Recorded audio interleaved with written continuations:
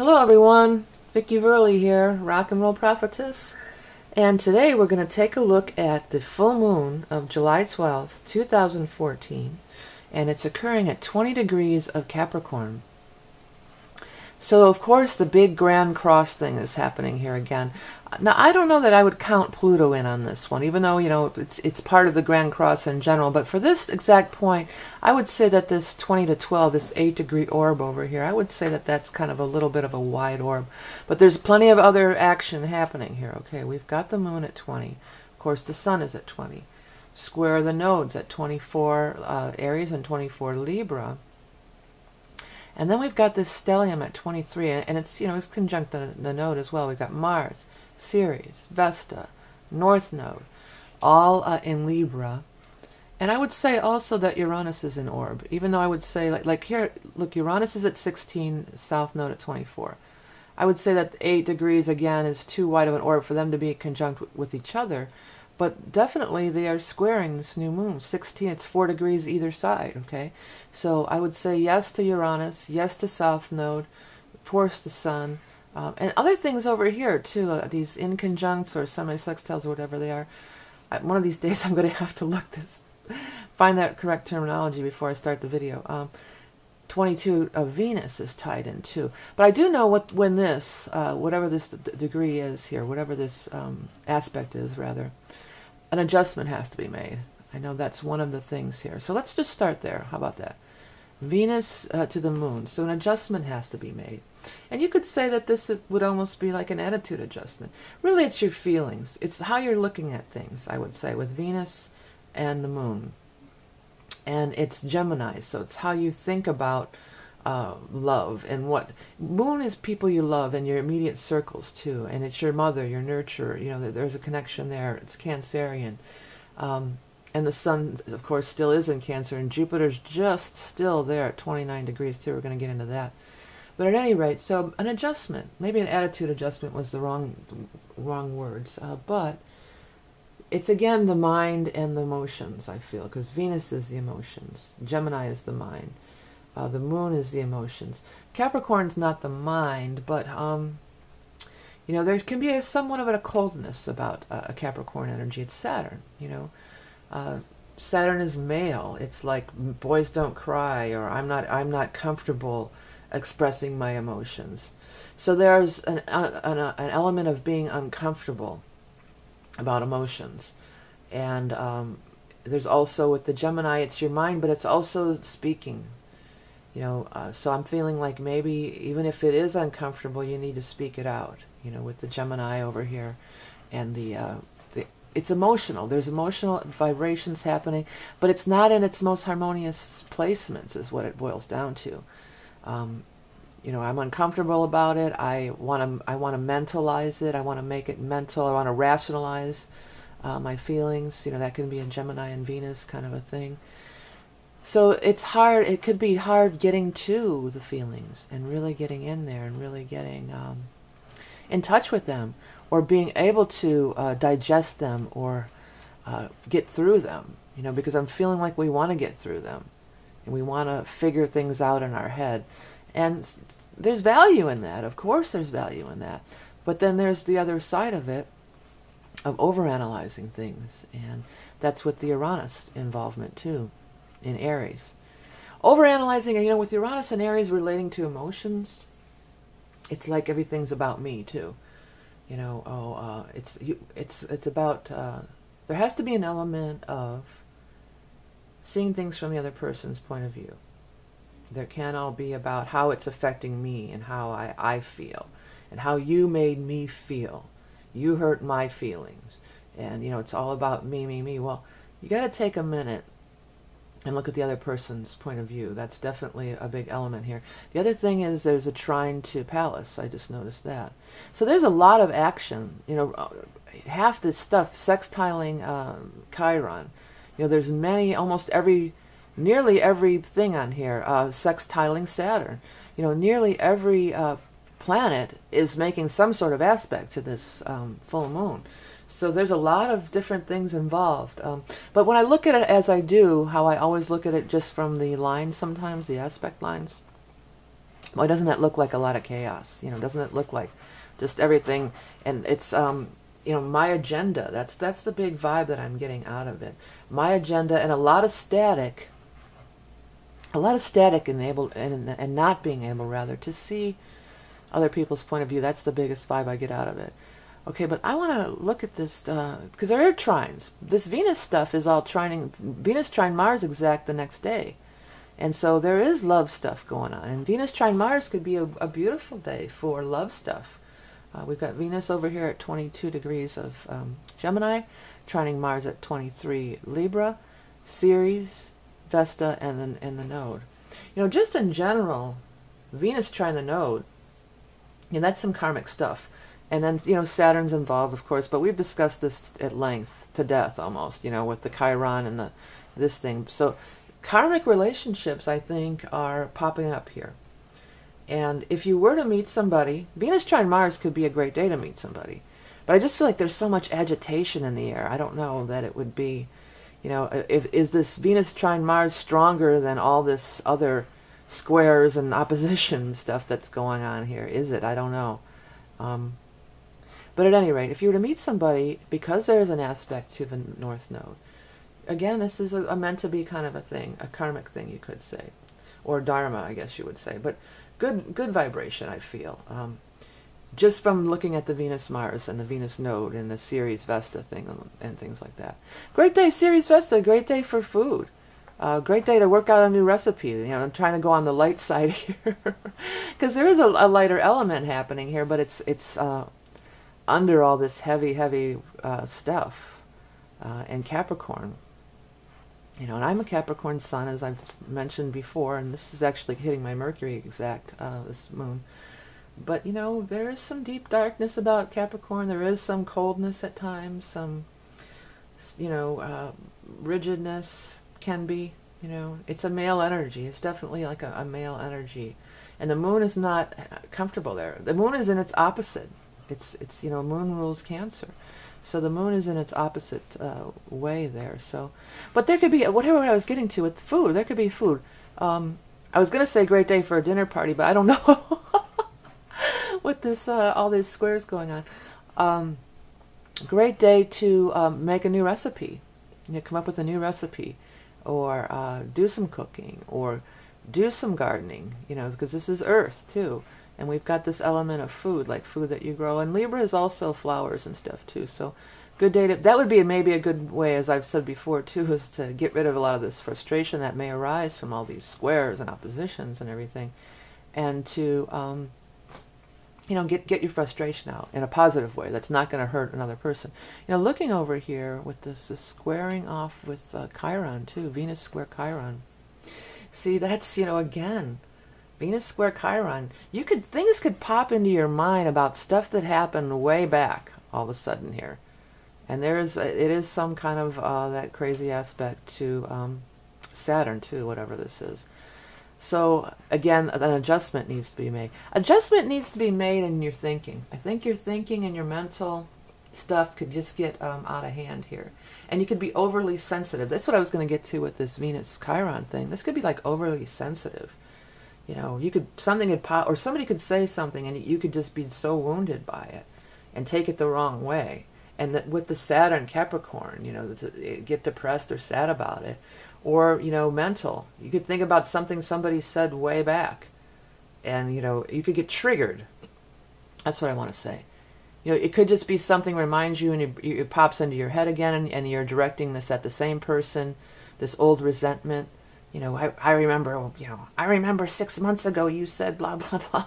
Well, that was 6 months ago. Come on, you got to release that. Deal with it and release it. But secondly, it could come from another person. So say another person mentions something. You can just get overly sensitive. Maybe about your cooking, say. Okay? Bring it down to the food stuff here. Or whatever. It could just be anything. But say, I like this dish prepared this way with... I want that. I prefer this. I prefer pepper on my potatoes, say.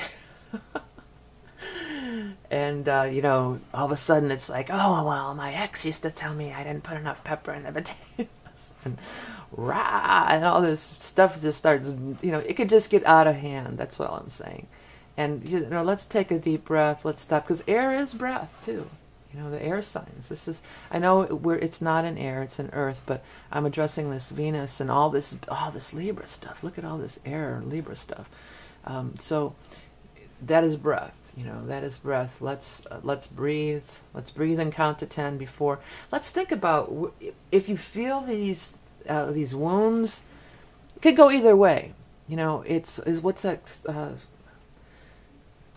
Depression is rage turned inward or something like that. And that's definitely the energy here. So you could get all depressed, like, oh, I can't make potatoes to save my life. I just might as well, quit cooking now. Or you could just get all enraged and like, whoa. Well, throw the potatoes against the wall and don't eat them then. It just could go either way. And before you go to either of those extremes, let's take a breath.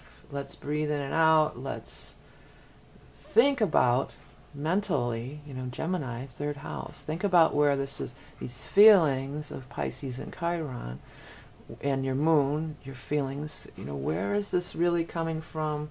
What's really going on here? So if you can stop and breathe and think, that would maybe help things. And Venus in Gemini is, rushing in. If you meet somebody, you could rush into a relationship at this time too. And this could be passion, all this stuff could get you really passionate, and, so that could happen too. So I wouldn't like meet somebody and run off to Vegas and marry them, either. That could be like impulse here. That could be that way. And even though there is a lot of implications of karmic stuff with Saturn and the nodes and everything, I would just not, there's too much chaos here. Who can think clear or have clear thought or emotion or clarity under this? This is crazy stuff here. This is just squares, and all these squares are happening, and it's just too much. It's just too much commotion and chaos. Venus is also squaring Pallas. So again, Pallas is always a new way of thinking, a new idea. So again, it can be like, well, before you go there and start crying about the potatoes or throwing the plates against the wall, catch yourself. Because Pallas is always, to me, sort of enlightenment, too. Like this kind of, it's that catching yourself and this like, oh, how crazy am I? I'm getting ready to throw these potatoes against the wall. What kind of crazy stuff am I? Where is this coming from? Where is my head at? Where is my head at? That's what I want to say. And, have a laugh about it a lot of times. I know full moon in Capricorn is not really, you don't really equate with laugh. But that could be like the remedy, I guess, or antidote or something. Let's get real deep into like now Capricorn. And Pallas is trining it. And, there's Saturn sextiling it. Get away from all the weird aspects, just the regular trines and sextiles, or what might be considered the more harmonious aspects. So the more harmonious aspects is the way out. Saturn, that could be look to an elder. If a situation is arising, look to an elder. And you could go directly to the elder and speak to them, like call your mom or whoever if they're still alive, or father, really, more like Saturn. Or, let's look at it like, well, what would they do? Or it doesn't have to be your mother, father, anybody in particular. Somebody who you look up to. Just in general, a role model of yours, either now or in the past or whenever. And, how would they have handled it? Maybe that could be a way to kind of, take a different slant on this.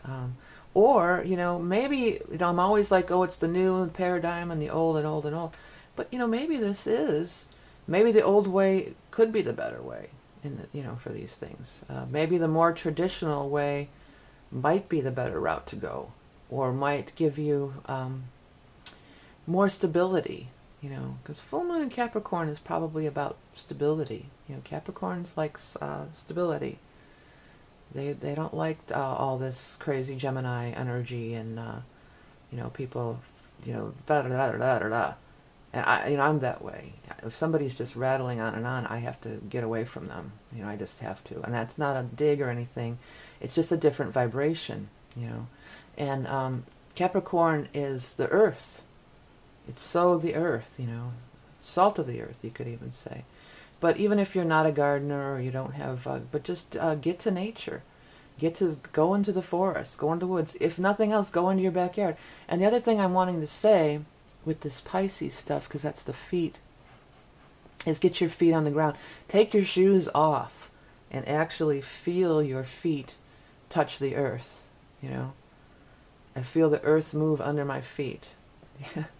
But, you know, get your toe, let the grass get in between your toes. You know, tickle your toes. And I think that's just going to help. If you're feeling this welling up, because I feel like you probably, a lot of us are going to.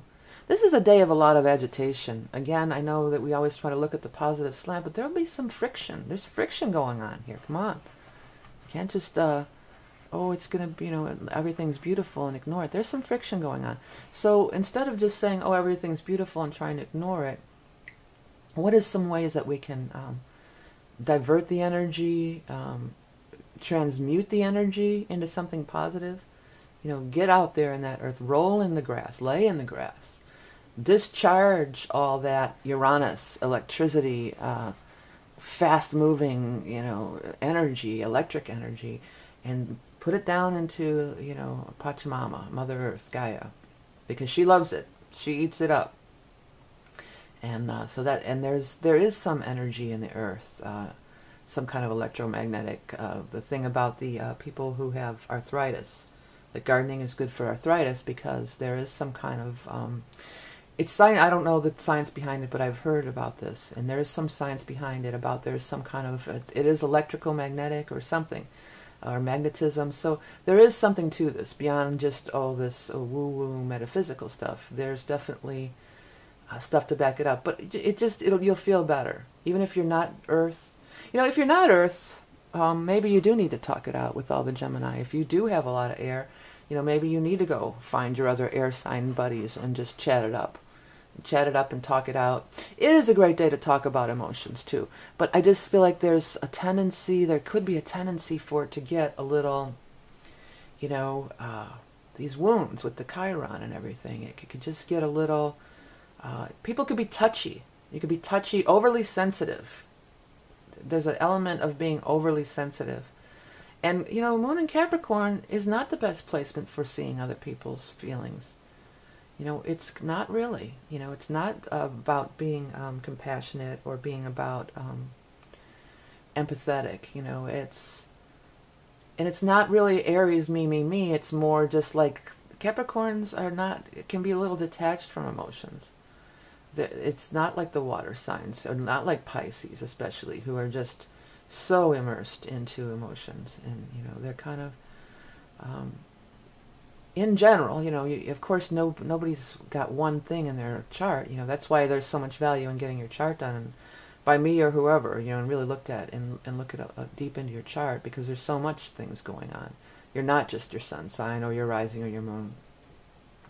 But, you know, there's maybe a little bit of a missing of that emotional element, a little bit of the coldness, honestly. There is a little bit of a coldness or detachment surrounding Capricorn. Well, full moon, again, just on regular, you know, meat and potatoes astrology, nuts and bolts here. Full moon's enlightenment. Full moon's bringing things to a head. Capricorn is business and industry. I think of Capricorn as buildings. That might be more Taurus, but I think of that as Capricorn as buildings. But it's industry, achievement in life. So full moon in Capricorn, this kind of things could be coming to a head. Full moons, you get your answers a lot of times. You could be getting your answer, you know, to something that's been pending for a long time. If the answer's not what you want to hear, again, we relate back to this. Are we going to blow up and go off? Or are we going to get all sad and, oh, I'm just a loser and nothing ever goes my way? You know, depression is rage turned inward. Or are we going to find a way to diffuse the energy? You know, so let's get to the earth. Let's lay in the grass. You know, if you don't want to lay in the grass, or if that's too embarrassing, just really, honestly, take your shoes off and put your feet in the ground and see it. You know, see it going down and discharging into the earth. And by a tree would even be better. You know, get near a tree, get near nature. And there really is, there's a connection there. You know, there's a connection with our animal, our vehicle here, our human animal needs that connection. And all this tension and all this activity is not good for our human animal, our physical bodies, our physical beings. It's emotional, but our emotions affect our body. Dis-ease, ill at ease. We all know that. I mean, we know this by now. So let's find a way to discharge. Let's find a way to release. Let's find the big thing here is, because it's so much in not feeling other people's emotions and all about how you wounded me and everything. Let's really make an effort to try to see someone else's point of view. Try to see, their feelings, or just at the very least, let's try not to hurt somebody else's feelings. Okay. So maybe it's kind of challenging, could be challenging, but there are outlets. There are positive outlets and ways to redirect, transmute this energy, and then that Jupiter's at 29, Cancer too. Last chance, 29, last chance. So dealing with emotions, Cancer, emotions, nurturing, mother, family. This could all totally be family stuff. And I'm feeling, Capricorn, Saturn, more male oriented, more of your father, the males in your family and stuff. So 29, Cancer. Jupiter's there. If you want to use the energy of Jupiter, it's still hanging in there. You got one last chance here to really mend some fences. Or at the very least, don't make it worse. Don't aggravate these wounds and dig it deeper or cut. Don't make it worse. You've got this last chance of Jupiter for, not until 12 more years to heal these wounds. Jupiter's there giving you that boost. And those 29s, zeros and 29s, I feel there's some extra power there. So there's some extra power here with this. And the sun is in Cancer too.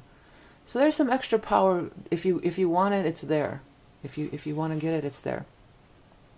Okay, everyone, I want to real quick run over again. Some of you don't know, I have some other channels. If you go on my main page, the Rock and Roll Prophetess, you come over here and look at the bottom one is the Vicky Verley over here with the cartoon face, and that takes you to my Learning Songs for Kids channel, which has tons of songs for kids and everything. If you have kids, that's cool, and maybe you can check it out and share it with other children. Bunch of learning songs that I've done, and also the Green Glen Gang. Now, Welcome to Green Glen, this book I wrote for kids. It's just a real basic thing. It's a rhyming thing, which I was told was recommended to me by, I went to a children's librarian at the local library, and she said, oh, the little kids like the rhyming books. But I was told by one publisher that she doesn't want to see any more rhyming children's books. But there's much more to it than this little book, and it's one of those things that I've got to do. I've got it. I've got all sorts of. It's deep. It's much deeper. There's the stories of the clans and everything, and I've even started making them in polymer clay in 3D, which I see them being in, not flat 2D. And the wizard who lives in the geode that they go to for the wise elders, and there's different clans, and they all have different ideas. So it teaches children about getting along with other people that are different than you, and it also is going to go into a lot about nutrition and eating healthy food, because of course the Green Glen, they eat, the guys of the Green Glen Gang, they eat fresh from nature and everything. So that's going to be part of it, and there's a lot more to it, but I really need an influx of help and some direction with it, honestly. So if any of you out there, these are some of the characters in 2D, and then they're Clan of the Oak, and then, sorry if you can hear my belly growling. And then here's Daisy in 2D, and here's her Clan of the Flora, her aunties in the choir, and I'm trying to do them 3D. I mean, I don't like these bug-eyed. I mean, I need a little help with that, but I'm just kind of going in that direction. And then here's little Louie, Blue Lou, or they call he's the Clan of the Fae, and here's him with the mushrooms, and they live by the mushrooms and everything, and they're fairies. And I think I have one more page of the other guys, yeah, the Brownleaf and the cousins, and so this is them in flat, and they live in the Briar. They're kind of the Appalachian people of the, And like some of the other clans don't want them hanging around with them. But the Glen gang are all friends regardless, you know. I think this guy down here is kind of good. This is one that's sort of on more of how I see it, you know. Oops. So there's a lot more to delve into with this green Glen gang here. I think he's turned out pretty cute. But, you know, I need some help. If anybody knows of anybody or any directions to take this in, I would really appreciate an influx. And also, of course, you know, on the children's page, I have some holiday music. If you're an artist looking to record holiday music, I would love to have you record some of my songs. And then I have the other page, back to my main page, VV Creative Shorts over here. And that's all music mainly and some tutorials. It's stuff about me as a keyboard player, but there's also more music there too. And again, I'm so open to having an artist record some of my songs. Check it out if you want to do that. I would love to see it happen. And of course, before we go, I've got to talk about my book, Tarot in the Modern World. It's been selling really well on Amazon. Thank you everybody for buying it and writing reviews. It's real easy to understand. If you like the way I speak in these readings, then you're going to like the book. Teaches you how to relate the whole thing together. How to do a reading where you're combining cards and meanings of them together. It gets you on that path, and you'll start doing your own if you're going to delve into some tarot. Okay, so thank you all for donating and liking and sharing my videos. It really makes it worthwhile to continue to do these free readings when I get the donations. And no donation is too small. Remember that you are love and beauty incarnate, and I'll speak to you soon.